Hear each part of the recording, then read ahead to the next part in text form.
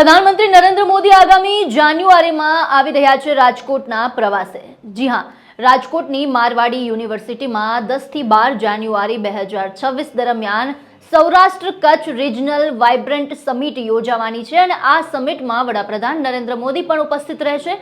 ત્યારે તેને લઈને તમામ વિભાગો પૂરજોશમાં તૈયારીમાં લાગી ગયા છે। હવે જ્યારે પીએમ મોદી આવી રહ્યા છે ત્યારે સૌરાષ્ટ્ર માટેના મોટા આર્થિક અને વિકાસ કરતા નિર્ણયોનું મંચ બનશે તેવી ચર્ચા રાજ્યતંત્રમાં ચાલી રહી છે।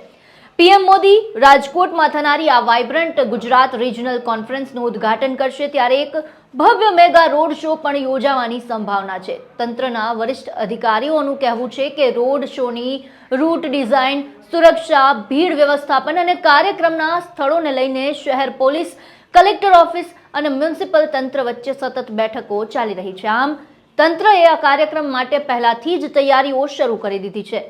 રાજકોટમાં યોજાનારી આ રિજનલ વાઇબ્રન્ટ સમિટ 3 દિવસ સુધી ચાલશે।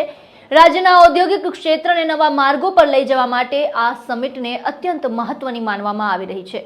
દેશ વિદેશના અગ્રણી ઉદ્યોગપતિઓ, ઇન્વેસ્ટર્સ અને કારોબારી જૂથ આ સમિટમાં જોડાશે।